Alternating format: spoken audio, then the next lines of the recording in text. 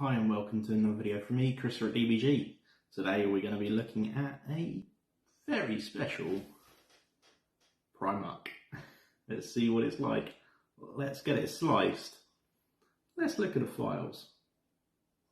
Lyndon Johnson is back.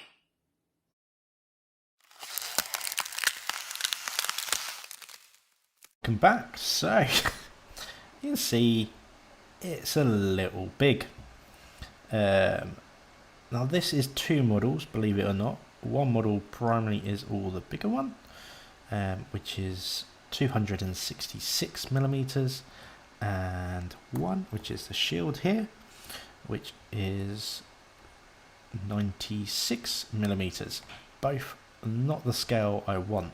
Now the main miniature here is from arguably two people, so I'm not 100% sure who owns it, what it is, but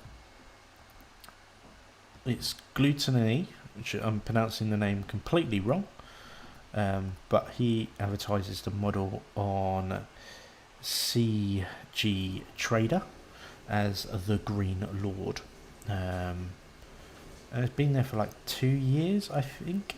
I've had the model for over a year, at least.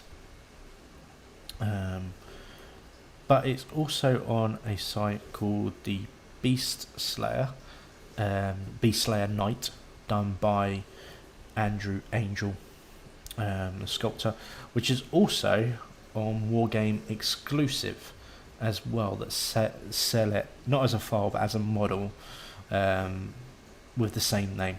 Well, they call it Imperium Prime, the Beast Slayer Knight.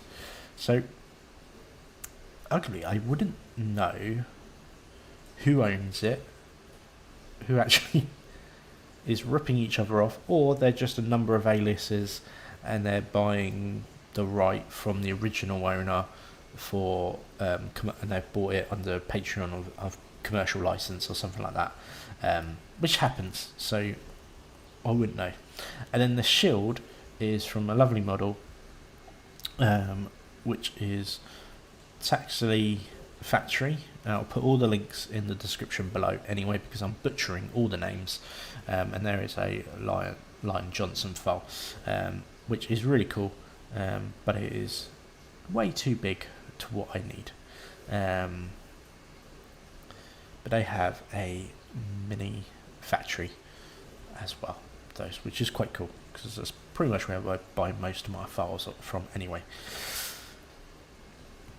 But getting to the model itself, as you can see, it's all unsupported. I normally like supported models, but I've been having a bit of trouble sometimes with people over supporting, and they're using too many big files on there.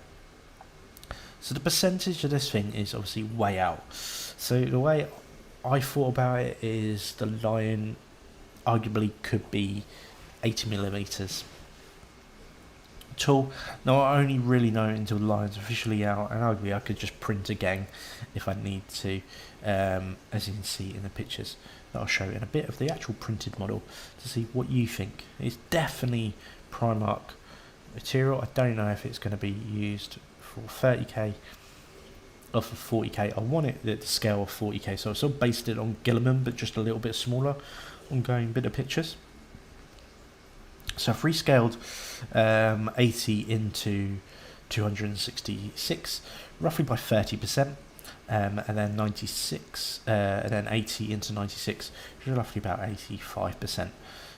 So that's what I'm going to rescale these, and then I'm going to add the supports, and you'll see what it looks like on my Saturn 2 plate. And then we'll have a look at printing using this nice scaly thing. I can't remember what it's called, but it gives a layer by layer move, like almost like a video of it almost, to see if there's any flaws in the prints. Really good for spotting out gaps and where potentially could be some fails. So let's do that, and let's see what it does. So this is everything supported, and yes, I use rafts. Some people say don't, some people say why, some people say do.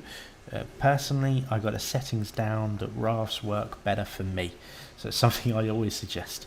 It's just trial and error, like everything. Every resin printer is going to be slightly different. Your setup, where it is, temperature, leveling, all sorts. Rafts for me just make it a lot better as a print. Yeah, it becomes a little bit more stuck to the plate sometimes, but overall I'm getting about a 98% success rate on my prints at the moment, so I'm happy to carry on with that, and I'm still getting the detail. For the shield, if you didn't know, you can mirror things. That's this function, and then this just shows you that it flips around. So I've flipped it to X, and now it is a left-handed, basically. That's how it's done. And this is everything supported. Yeah, I'm not the best supporter in the world, and I'm still learning, but some people say I over support, but like I say, I'm having good success at the moment, so I really haven't got a problem with doing that. Let me know what you think. Are you a raft person or not a raft person? Do you like supports like this or not really? I would suggest if you're doing models, you angle them. Normally you sort of angle at 45 degrees, or as good as you can get to that, and the back is towards the plate rather than the top, so the more detailed it's going to be there. Rather, take the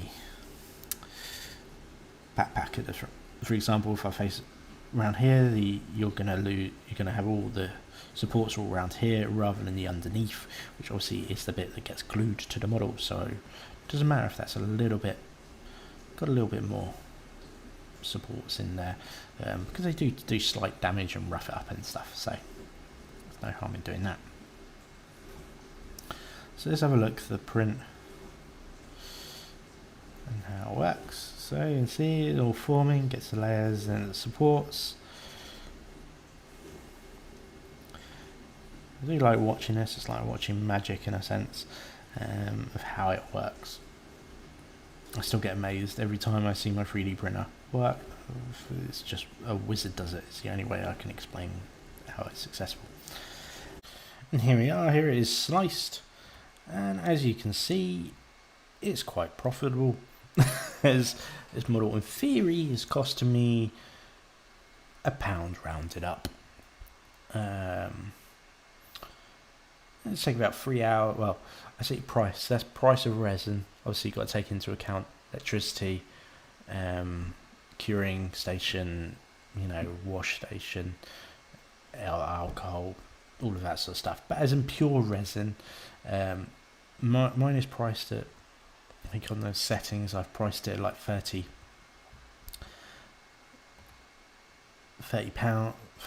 per hour litres or so. So I've done it as, it takes 3 hours 19 minutes to go, and there is 100 and what's that, 100 and something? That is completely wrong. What's this going slow? Speed up. There's a number of layers. I think it's 800 and something layers in total. And see the settings. Bottom exposure is 38. Retractive speed 180. Lift speed 65. Distance speed 3. Exposure times 4. I have tweaked a little bit, but not much. For some reason, I've got it set at wash resin. That's what I was testing before. That's not what I'm using anymore. I'm just using the standard grey now, because I had problems with wash. It just became too brittle for me. But that is it, really. Don't know why it's going so slow. But anyway, yeah, 944 layers. And there you are for your settings. And for price, do you think it's worth it? What do you reckon the lion's going to cost? £35? 40? Own little version with a little bit of uniqueness. £1 inferior in resin. 3 hours 20 minutes. Takes me that long to go to my local Games Workshop and back, to be honest. Only because I don't drive. So what do you think of it all? Let me know what you think of the model. It's just coming up.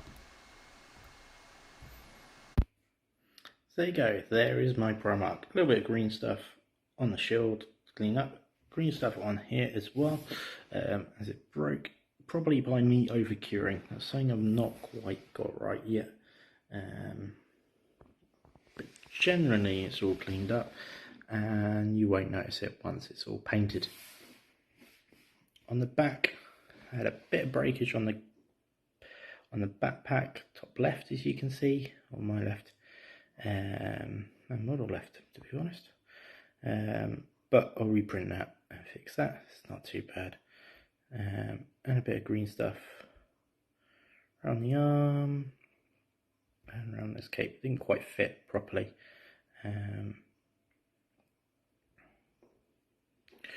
But that is it. Overall, I think I've done a really good job. I think it's a really nice model. The negative is, I think I've done it too small. It's sitting at 65 millimeters up to the top of the peak. I thought I was going to get it around about 80 millimeters, so it's a little small, I think. But then I'm not including the base. I'd have to compare it to my Guilliman, but I haven't built him yet, and that's the official Games Workshop Guilliman. So I need to really look at that to see. But what do you think? Would you be happy with this on the battlefield if you were playing against it? Or are you someone who goes no proxies, no resin models at all? It's definitely different than the Lion. It's not would almost count as like a copycat, you know. You see a file, it's just printing Games Workshop file basically. This is definitely a different model. It's a proxy, in my opinion. I really like it as an alternative. Obviously Lion's not come out yet, but we'll see what it's like. So tell me what you think. I hope you enjoyed this sort of quick video of the printing process and coming up with a model. Hope you like it. Please like, subscribe, comment, share with your friends, all of that.